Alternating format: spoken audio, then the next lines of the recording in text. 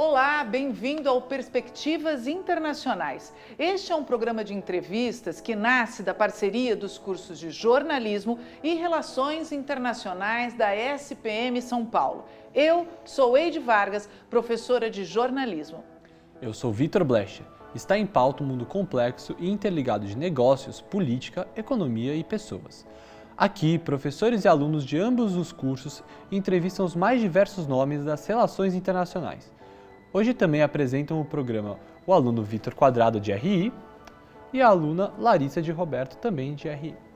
O tema de hoje é sobre complexidade e sutilezas na geopolítica mundial.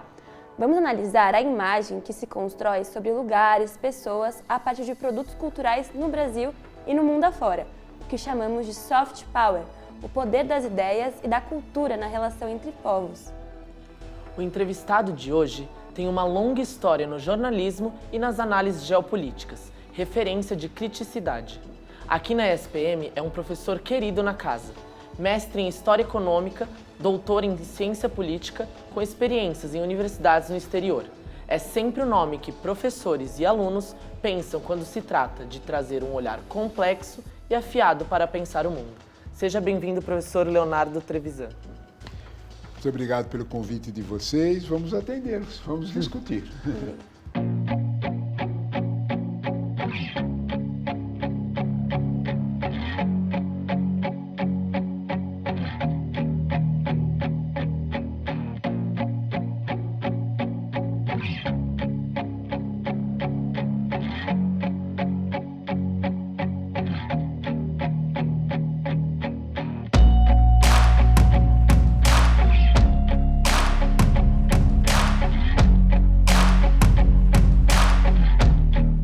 Bom, professor, para começar a introduzir um pouco, eu queria que você explicasse para a gente o que é o soft power.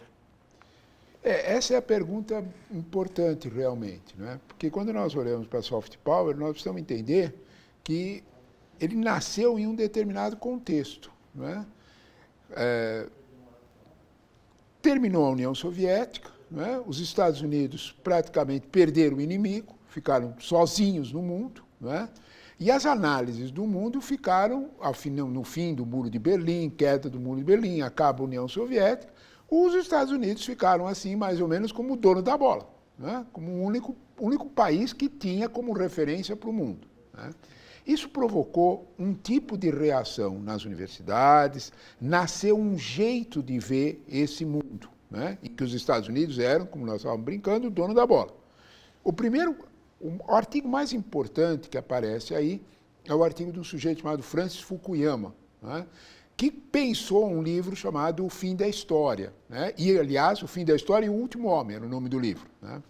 A ideia desse fim da história era a seguinte, né, olha, como os Estados Unidos, um modelo americano, ganhou do modelo comunista, a história acabou, né. Não vai acontecer mais nada no mundo de importante, dentro daquela lógica marxista que a história era uma evolução, né, para uma vida. Acabou, o capitalismo é a realidade final, então era essa a história, né?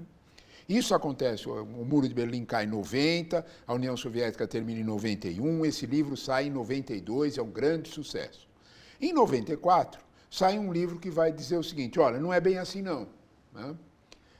Que é o livro do Samuel Huntington, chamado O Choque das Civilizações, né?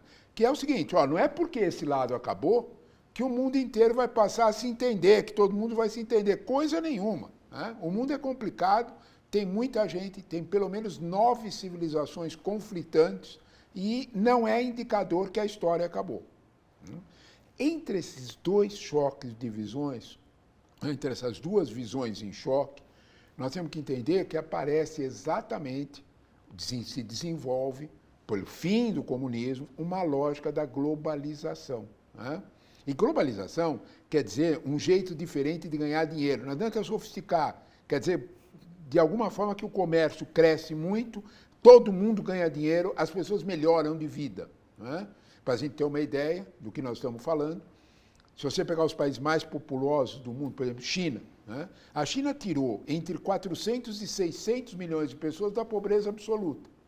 O Brasil, quando a gente fazer referência aqui, tirou pelo menos 50 milhões de pessoas da pobreza absoluta. É aquela época, né, final dos anos 90, toda a primeira década deste século até 2010, em que os shoppings estavam lotados, em que um monte de gente pobre andava de avião, em que todo mundo se espantava que o mundo tinha mudado. Era a globalização, em que o comércio estava abrindo. É nesse contexto que, em 2004, né, nesse contexto em que o mundo está melhorando de vida, em que está todo mundo ganhando dinheiro por causa da globalização, que tem uma atitude multilateral, né, que não é mais aquela ideia assim, eu contra você, que tipo de negócio eu posso fazer com você? É nesse contexto que, em 2004, o Joseph Nye, que é um professor consagrado, formado em Princeton, né, com doutorado em Harvard, com todas aquelas estrelas dos acadêmicos brilhantes americanos, ele lança essa ideia do soft power. O que é essa ideia? Se a gente não botar nesse contexto, a gente não entende por que ficou tão importante,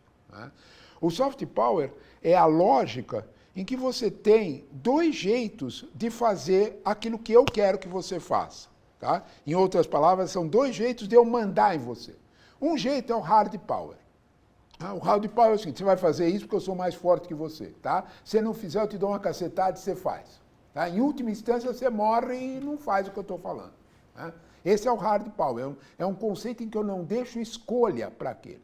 E ele lança a ideia, coerente com esta lógica da globalização, de que existe um soft power. Que existe um outro jeito de eu convencer você a fazer aquilo que eu quero. Que não é um jeito carregado pela violência, carregado pela coerção, mas é um jeito carregado principalmente pelo convencimento. O que você vê que de alguma forma, o Joseph Nye faz é atualizar esse contexto nesse processo, em que vai aparecer uma série de formatos pelo qual você, principalmente a cultura norte-americana dominante, ela vai controlar o restante do mundo, né? Aí entram várias ações. Por exemplo, cinema norte-americano, que avança e controla, isso não é nada novo. Pensa Casablanca, né? 1939, que sai em 42, Guerra Mundial, os Estados Unidos estavam olhando para a França dominada, faz Casablanca. Assiste o filme que você se maravilha com o que é soft power.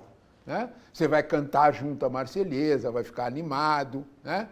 Era exatamente... E os nazistas saem do pior modo possível do filme. Né? Isso é soft power. Né? Então, de alguma forma, só que ele organiza isso dentro de uma lógica norte-americana. Né? Para a gente da tua idade, né? Eu te diria uma coisa simples para você entender soft power. Pense em Friends. Lembra de Friends? Sim. É isso. Né? A juventude do mundo inteiro queria viver como aqueles 6 caras de Nova York. Exatamente, 3 meninas, o mundo inteiro. Atrás disso estava, é claro, um American Way of Life e, principalmente, a grana para os negócios que seriam feitos com os Estados Unidos. Ô, Pro, eu tenho uma dúvida. Essa questão dos Estados Unidos, American Way of Life, seria meio que controlada, uma forma mais orgânica de se pôr dentro da sociedade? Como isso funcionou? Olha, eu dei o exemplo de Friends porque é um exemplo muito escancarado. Né? Eu não sei, alguns países, principalmente islâmicos, para citar um exemplo, mas países asiáticos também, vetaram o Friends, porque olharam para aquilo e falaram, olha o que vai fazer com a cabeça dos nossos jovens. Né? É disso que nós estamos falando. Então, aproveitando essa colocação que você falou, que não é uma imposição, mas é um convencimento, né? Qual que seria a importância de você promover, por exemplo, a imagem cultural no jogo geopolítico? Olha, esse problema, essa é a questão, Ed, porque, na verdade, quando a gente olha para o jogo geopolítico, a gente olha para isso e pode colocar exemplos muito presentes. Né? Por exemplo? Por exemplo, Ucrânia. Né? A gente olha para a Ucrânia e fica tentado, né, a olhar para a Ucrânia e dizer assim, puxa vida, o Putin invadiu a Ucrânia. Né? Atenção ao que eu vou dizer. O que eu vou dizer não é nenhum amigo do Putin. O que eu vou dizer é de um senhor chamado, que ainda vive, Henry Kissinger, 95 anos. Henry Kissinger foi talvez o inimigo mais cruel que a União Soviética arrumou. Né? Ele desorganizou a estrutura. Né? que o Kissinger dizia?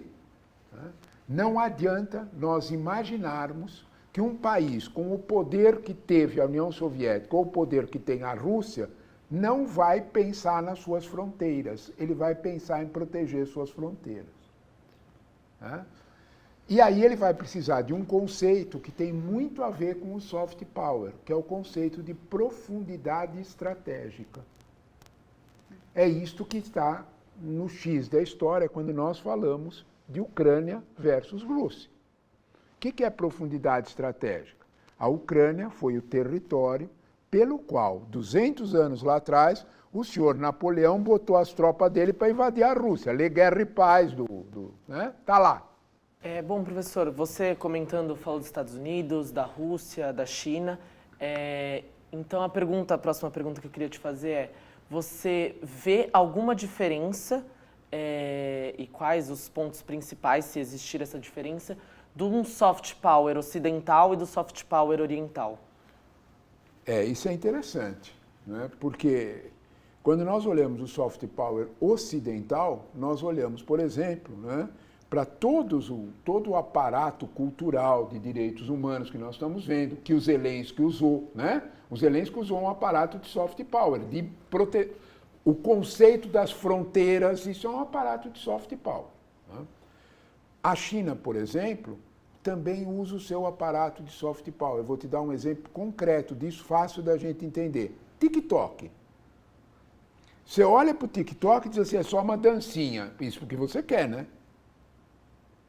Não é uma dancinha. Né? O TikTok é um jeito pelo qual você gosta do TikTok, ele gosta do TikTok, eu dou risada com o TikTok, só que cada vez que a gente olha no TikTok, dá risada, aceita aquilo, nós geramos dados. E os dados vão para o controle chinês. Que é a presença cultural da China. Que é a presença cultural da China nesse processo. Isso está aparecendo em inúmeras situações em que o mundo oriental aparece muito presente. Nós olhamos para a cultura coreana e para a entrada da cultura coreana no mundo, é só você pensar nos últimos Oscars e o quanto de filmes coreanos apareceram para a gente ficar mais ou menos mais conscientes da realidade coreana também. Pensando na realidade aqui do Brasil, quais são os pontos que você acredita que o Brasil tem influência? Mais na América Latina, mesmo a gente falando português e a maioria falando espanhol? Como funciona a nossa influência também? Olha, o Brasil tem, na relação com a América Latina, uma relação de ora soft power, ora hard power. Né? A gente tem uma ideia de que o brasileiro é um sujeito de boa paz, né? Não domina ninguém. Não é bem assim. Né? Vou dar um exemplo concreto de hard power que é bem escondido. Né? 60% do capital financeiro argentino, você viu o número? Mais da metade, é do Itaú e do Bradesco. Eles já compraram os bancos argentinos. Quando se olha para a economia argentina, você vê uma fortíssima presença do poder econômico brasileiro numa economia menor. A Argentina, que é o maior país da América Latina, tem um tamanho de uma economia menor que a do estado de São Paulo. Isso é hard power. Né? Nós estamos olhando lá e estamos entrando forte, penetrando. Né? Soft power, pensa na Anitta. Agora, Trevisan, você citou a Anitta, né? E a gente não pode deixar de falar porque ela está no top. Sim. Não só pela música, mas pelo corpo político que ela tem, a presença dela, né? Até o próprio embate que ela faz aí com a família Bolsonaro. Como é que você analisa essa presença de soft power dessa mulher? Olha, são duas situações bem claras. Atrás da Anitta tem a indústria de marketing brasileiro que precisa ser parabenizado. Né? Ela deu um show de bola. Né? A Anitta, de alguma forma, ela traduz uma modernização do marketing brasileiro, da publicidade brasileira. Não é só quando a gente ganha em Cannes, não. É, de alguma forma, a ação da indústria mesmo. A indústria foi eficiente.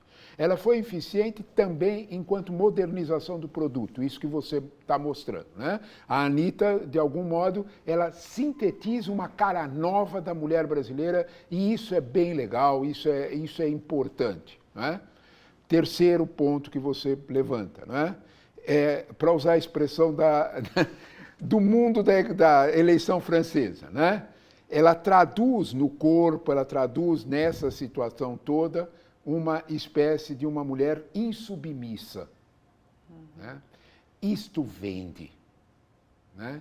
Isto tem a cara do nosso tempo novo, isso tem a cara de um mundo diferente e, principalmente, ela é com um perfil latino-americano. Ela não é um perfil exclusivamente brasileiro, ela é latino-americano. Ela vai daqui até a fronteira do Rio Grande. O Rio Grande é a fronteira que divide México e Estados Unidos. Né? Então, quando você olha para isso aí, ela serve para tudo isso e ela vai cutucar o mundo latino dentro dos Estados Unidos. Enquanto ação de marketing, é um case que é absolutamente fantástico. Né? É claro que ela, de alguma forma, percebe que ela não deve contaminar, e esta é outra ação de marketing, a sua imagem com imagens prejudicadas no Brasil. Daí a reação dela, como você comentou, quanto a um tipo determinado de ação política, que ela foi perfeita. Eu apenas me desligo desta realidade, não dou atenção a, meu negócio é de outra natureza. Né? E eu acho que isso aí foi, de alguma forma, para aqueles que, de algum modo, têm uma imagem de que no Brasil nada dá certo, que as coisas não funcionam aqui, desculpa, nós estamos errados. Tem um monte de coisa nesse país que funciona e funciona muito bem. Não é só a Anitta. Né? Então, você olha para isso aí e você vê que, de alguma forma, nós temos problema. Claro que nós temos problema, está aí todo mundo. Por favor, me diga quem é que não tem. Né?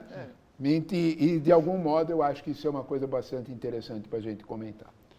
Eu queria também só fazer uma perguntinha, que tipo, às vezes a gente vê o Brasil muito ligado, principalmente lá fora, com o estereótipo de samba, sexualização da mulher e futebol. As pessoas acham que essas coisas definem o Brasil.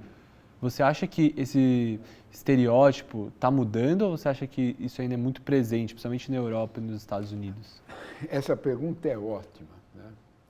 Porque quando a gente olha para o Brasil, né, e a gente olha para esse estereótipo que cerca o Brasil, né, ele só não serve, né, quando você tem que sentar com o Brasil e descobrir, por exemplo, que aço plano o Brasil produz com uma produtividade que é o dobro da norte-americana.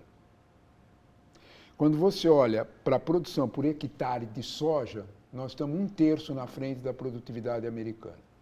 Quando você olha para a plantação de milho no Brasil e a relação que isso tem com milho, na verdade, quer dizer transformação de proteína vegetal em proteína animal. Né? Milho é a base para isso acontecer. Não é?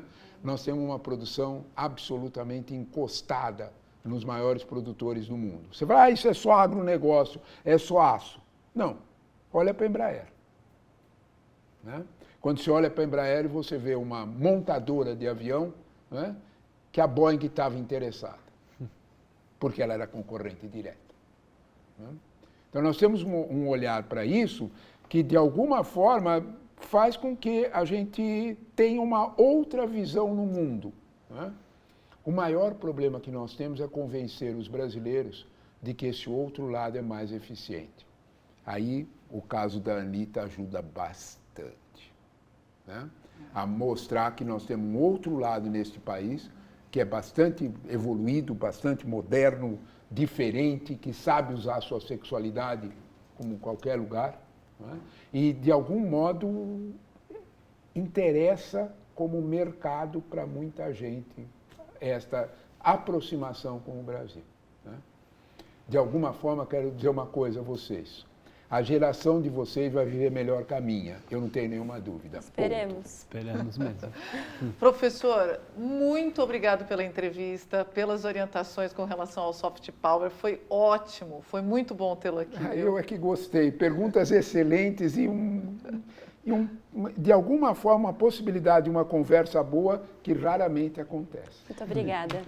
Obrigada pela entrevista. Obrigado a vocês. Bom, se você gostou da nossa conversa e deseja sugerir um tema, vá até a nossa página no Facebook da Agência de Jornalismo e deixe uma mensagem. Agradecemos a presença de todos da equipe e até o próximo Perspectivas Internacionais.